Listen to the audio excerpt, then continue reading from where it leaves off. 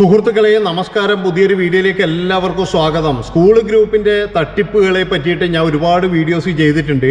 ഒരുപാട് പേർ എനിക്ക് മെസ്സേജ് അയക്കാറുണ്ട് അവരുടെ സ്റ്റോറിയും പറഞ്ഞിട്ട്. അപ്പോൾ ഈ സ്കൂൾ ഗ്രൂപ്പ് മൂലം നശിക്കുന്ന കുടുംബങ്ങൾ എന്ന് പറഞ്ഞു കഴിഞ്ഞാൽ ഒരുപാട് പേരുണ്ട്. ഒരുപാട് പേര് സാമ്പത്തികപരമായിട്ട് തകർന്നു പോയിട്ടുണ്ട്, ബിസിനസ് പൊളിഞ്ഞു പോയിട്ടുണ്ട്, കുടുംബജീവിതം നശിച്ചു പോയിട്ടുണ്ട്. അങ്ങനെ പലതരത്തിലും മാനസികമായിട്ട് വിഷമങ്ങൾ അനുഭവിക്കുന്ന ഒരുപാട് ആൾക്കാരുണ്ട് എന്നുള്ളതാണ്. ഇതിൽ കൂടുതലെന്ന് പറഞ്ഞു കഴിഞ്ഞാൽ പെട്ടുപോയിരിക്കുന്നത് പ്രവാസികളാണ്. അതെന്തുകൊണ്ടാണ് പ്രവാസികൾ പെട്ടുപോകുന്നതെന്ന് എനിക്കറിയുന്നില്ല. അതായത് ഇവർക്ക് ചാറ്റ് ചെയ്യാനൊക്കെ കൂടുതൽ സമയം ഉള്ളത് കൊണ്ടാണോ, ഇനി പ്രവാസ ജീവിതത്തിലാകുമ്പോൾ ഭാര്യയൊന്നുമില്ലല്ലോ, ഭാര്യയില്ല നാട്ടിലല്ലേ, അതുകൊണ്ടാണോ സംഭവിക്കുന്നതെന്ന് അറിയില്ല. ഏറ്റവും കൂടുതൽ തട്ടിപ്പിനിരയായിരിക്കുന്നത് പ്രവാസികൾ തന്നെയാണ്. പ്രവാസികളാണ്. ഇതിന് പ്രായവ്യത്യാസമൊന്നുമില്ല. അതായത് മക്കളുടെ കല്യാണം കഴിഞ്ഞിട്ടും കൃത്യമായിട്ടും ഈ സഹപാഠി വന്നിട്ട് പിന്നെ കുടുംബം തകർത്തു പോയിട്ടുണ്ട് എന്നുള്ളതാണ്. അങ്ങനെയൊക്കെ ഉണ്ട്. ഇപ്പോൾ പിന്നെ കുറച്ച് നാൾ മുമ്പ് ഞാൻ പിന്നെ കുവൈത്തിലുള്ള ഒരാളുടെ ഒരു വീഡിയോ ചെയ്തിരുന്നു. അയാളുടെ വീട് കോൺട്രാക്ട് എടുക്കാൻ വന്നതെന്ന് പറഞ്ഞു കഴിഞ്ഞാൽ ഭാര്യേൻ്റെ കൂടെ പഠിച്ചവനാണ്. അവസാനം ഭാര്യ അവന് വേണ്ടിയിട്ട് കള്ളൊഴിച്ചു കൊടുത്തു എന്നാണ് പറയുന്നത്. അവൻ അവിടെ ഓഫായി കിടന്ന ഇതൊക്കെ ഞാൻ പറഞ്ഞതാണ്. അപ്പം അങ്ങനെ പലതരത്തിലും കുടുംബങ്ങൾ നശിക്കുന്നുണ്ട്. ഇതുപോലെയുള്ളൊരു കുടുംബം നശിച്ചൊരു കഥയാണ് ഞാനിന്ന് പറയാൻ പോകുന്നത്. ഹക്കീം എന്ന് പറയുന്ന പേരുള്ള ഒരു പ്രവാസിയാണ്. അദ്ദേഹം അജ്മാനിൽ എവിടെയോ ഒരു കട നടത്തുകയാണ്. ഏതായാലും ഒരു 10-15 വർഷമായിട്ട് ഹക്കീം ഇവിടെ ദുബായിലുണ്ട്. അങ്ങനെ ഇരിക്കെ ഒരു ദിവസം ഹക്കീമിൻ്റെ നമ്പറിലേക്ക് ഒരു ഹായ് വരികയാണ്. നോക്കുമ്പോഴേ കൂടെ പഠിച്ച് ഒരാളാണ് വിളിക്കുന്നത്. എടാ, ഞങ്ങളൊരു ഗ്രൂപ്പ് തുടങ്ങിയിട്ടുണ്ട്, നിന്നെയും കൂടി ആഡ് ചെയ്യുന്നുണ്ട്, ഞങ്ങളുടെ 10ാം ക്ലാസ്സിൽ പഠിച്ച എല്ലാവരും ഉണ്ട് എന്ന്. വളരെ സന്തോഷമായി ഹക്കീമിന്. എല്ലാവരെയും കാണാലോ. അങ്ങനെ ഹക്കീമും എന്ത് ചെയ്തു, 4 വർഷം മുമ്പ് ഈ ഗ്രൂപ്പിൽ അങ്ങ് ജോയിൻ ചെയ്തു. അതിൻ്റെ അകത്ത് പിന്നാന്ന് പറഞ്ഞു കഴിഞ്ഞാൽ ആദ്യമൊക്കെ എന്ന് പറഞ്ഞു കഴിഞ്ഞാൽ കുറേ നാളായിട്ട് കാണുന്നതല്ലേ ഫ്രണ്ട്സുകളാ. എല്ലാവരോടും കുശലം ചോദിക്കുന്നു. എവിടെയാ വീട്, എവിടെയാ കല്യാണം കഴിച്ചത്, മക്കൾ എത്രയാണ്, എല്ലാ കാര്യങ്ങളും ഭയങ്കരമായിട്ട് ചോദിക്കാൻ തുടങ്ങി. അങ്ങനെ ഈ എല്ലാവരെയും പോലെ തന്നെ ഈ ഗ്രൂപ്പ് സജീവമായിട്ടൊരു 5-6 മാസം അങ്ങ് തകർത്ത് ആടി എന്നുള്ളതാണ്. അപ്പോഴേക്കും ഹക്കീമിൻ്റെ വീട്ടിൽ കുഴപ്പം വന്നു. കാരണം ഭാര്യ പറഞ്ഞു ഇങ്ങോട്ട് വിളിക്കുകയില്ല ഇപ്പം. അതുപോലെ മക്കളോട് സ്നേഹമില്ല.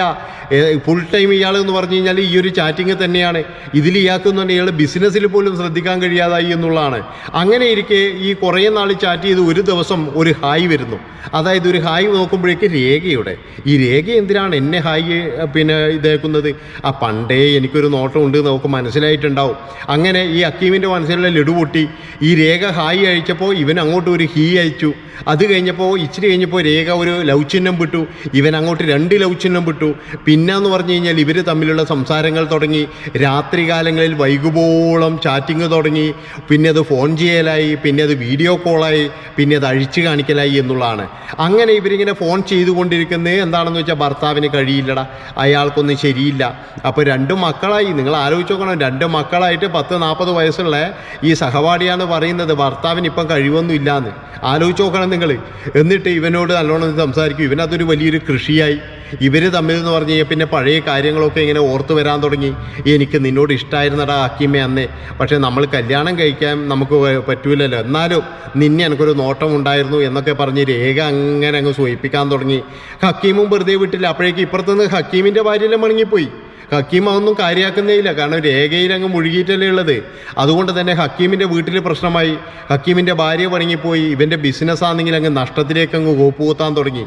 കാരണം എന്താണെന്ന് വെച്ച് കഴിഞ്ഞാൽ 3 വർഷം കൊണ്ട് ഈ സ്ത്രീ പറ്റിച്ചത് 18 ലക്ഷം രൂപയാണ്. ആലോചിച്ച് നോക്കണം നിങ്ങൾ. അതായത് ഇവനെ ഇങ്ങനെ സൂചിപ്പിച്ചിട്ടും അതുപോലെ തന്നെ ഇവനെ ഇങ്ങനെ പറഞ്ഞിട്ടും ഇവൻ്റെ അടുക്കുന്ന കടം വാങ്ങിച്ചിട്ടും അവളുടെ ദാരിദ്ര്യം പറഞ്ഞിട്ടും അങ്ങനെ മറ്റു പലതും പറഞ്ഞിട്ടും 18 ലക്ഷത്തോളം രൂപ ഇവൻ്റെ കയ്യിൽ നിന്നും വാങ്ങിച്ചു എന്നുള്ളതാണ്. അതോടുകൂടിയിട്ട് ഇവൻ്റെ ബിസിനസ് തകർന്ന് തരിപ്പണായി. പിന്നീട് അങ്ങോട്ട് ഇവന് ഭയങ്കര സാമ്പത്തിക ബുദ്ധിമുട്ടായി എന്നുള്ളതാണ്. അപ്പോഴേക്കും വീട്ടുകാരില്ല, നാട്ടുകാരില്ല, ഒരാളും ഇല്ലല്ലോ. അന്നേ പിന്നെ ഈ ഭാര്യ പറയുന്നുണ്ട് ഇവൻ ആരുമായിട്ട് ബന്ധമുണ്ട് എന്ന്. പക്ഷെ ഒരാൾക്കും ഇതില്ല. കാരണം സഹപാഠിയല്ലേ. സഹപാഠികൾ വിളിക്കുമ്പോൾ ചാറ്റ് ചെയ്യുമ്പോൾ ആർക്കും ഇതില്ലല്ലോ, പ്രശ്നമില്ലല്ലോ. കൂട്ടുകാരല്ലേ, കാമുകയാണെങ്കിലല്ലേ പ്രശ്നമുള്ളൂ.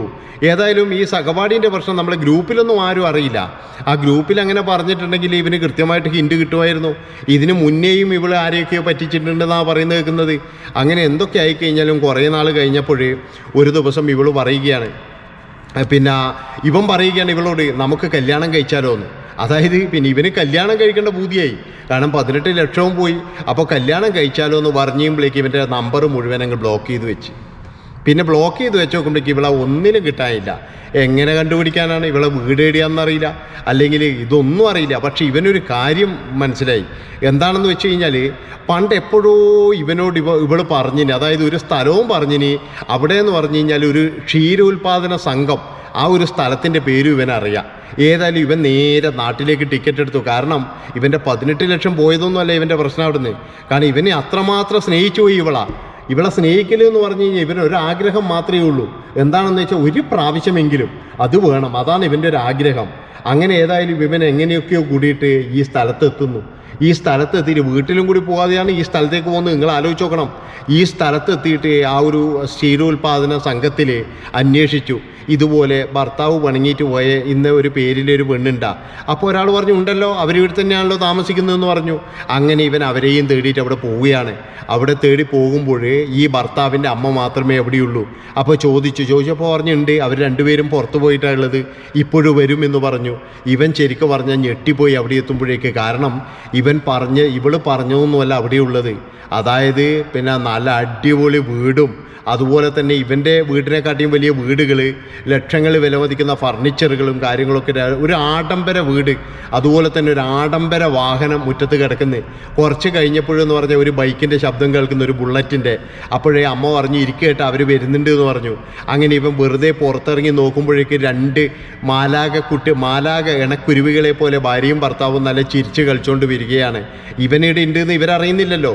ഏതായാലും ഇവനോട് പറഞ്ഞെന്താണെന്ന് വെച്ചാൽ ഭർത്താവുമായിട്ട് ദേഷ്യമാണ്, ഞങ്ങൾ ഒരു റൂമിൽ കിടക്കാറില്ല, ഇപ്പോഴും മക്കളെ ഓർത്തിട്ട് മാത്രമാണ് ഇവിടെ ജീവിക്കുന്നത്, ഞങ്ങൾ കിടക്കുന്നത് വരെ വേറെ വേറെയാണ് എന്നൊക്കെ പറഞ്ഞിട്ട് ഇവനെ ഇങ്ങനെ നല്ല രീതിയിൽ സുഖിപ്പിച്ച് ഇവൻ്റെ കയ്യിൽ നിന്നും 10-18 ലക്ഷം രൂപയും വാങ്ങിച്ചു. എന്നിട്ട് ഈ സ്ത്രീ ചെയ്തതാണ്. അങ്ങനെ കുറച്ച് കഴിഞ്ഞ് ഇവരിങ്ങനെ ഭയങ്കരമായിട്ട് തുള്ളിയിട്ട് ഇങ്ങനെ വന്നപ്പോഴും ഞെട്ടിപ്പോയായിരുന്നു. ഇവനെ കണ്ടപ്പോൾ ഇവൾ പരിങ്ങി, നീ എന്താ ഇവിടെ എന്ന് ചോദിച്ചു. അപ്പോൾ പറഞ്ഞില്ല, കാണാൻ വേണ്ടി വന്നതാണ്. നീ എന്തിനാണ് എൻ്റെ നമ്പറൊക്കെ ബ്ലോക്ക് ചെയ്ത് ചോദിച്ചു. ഞാൻ ബ്ലോക്ക് ചെയ്തതല്ല, അത് എന്താണെന്ന് വെച്ച് കഴിഞ്ഞാൽ എനിക്ക് ബ്ലോക്ക് ആയിപ്പോയത്, എൻ്റെ മൊബൈൽ നഷ്ടപ്പെട്ടു പോയതാണെന്നൊക്കെ പറഞ്ഞിട്ട് കുറച്ച് ഉരുണ്ട് കളിക്കാനൊക്കെ നോക്കി. അങ്ങനെ കുറച്ച് കഴിഞ്ഞപ്പോൾ പിന്നെ ഇവൻ്റെ ഭർത്താവോട് സംസാരിച്ച് ഭർത്താവകത്തേക്ക് പോയി. കുറച്ച് കഴിഞ്ഞപ്പോൾ ഇവള് വന്നിട്ട് പറഞ്ഞു, ഇനി വരരുത്, കാരണം വെച്ചാൽ ഇനി നമ്മൾ കാണരുത്. അപ്പോൾ ഇവൻ ചോദിച്ചു, എൻ്റെ പൈസയോ? ഞാൻ പൈസ വാങ്ങിച്ചിട്ടുണ്ടെങ്കിൽ ഞാൻ തിരിച്ചു തരും, പക്ഷേ എനിക്ക് കുറച്ച് സമയം വേണം എന്നൊക്കെയാണ് പറയുന്നത്. അതായത് ഈ പൈസ കിട്ടാനേ പോകുന്നില്ല എന്ന് ഇവൻ അറിയാം. അതായത് ഇവൻ അയച്ച പ്രൂഫും കാര്യങ്ങളൊക്കെ ഉണ്ട്, പക്ഷെ ഇത് നാണക്കേടല്ലേ, ആരോടെങ്കിലും പറയാൻ കഴിയുമോ? അങ്ങനെ ഇവൻ ആകെ മാനസികപരമായിട്ട് ഇവൻ ഇതായി എന്നുള്ളതാണ്. കാരണം ഇവൻ്റെ കുടുംബമില്ല, കുട്ടികളില്ല, ഒരാളുമില്ല ഇവൻ്റെ കൂടെ. ഇവൾക്ക് എല്ലാ സംഭവമുണ്ട്, ഇവൾക്ക് എല്ലാ കാര്യങ്ങളും ഉണ്ട്.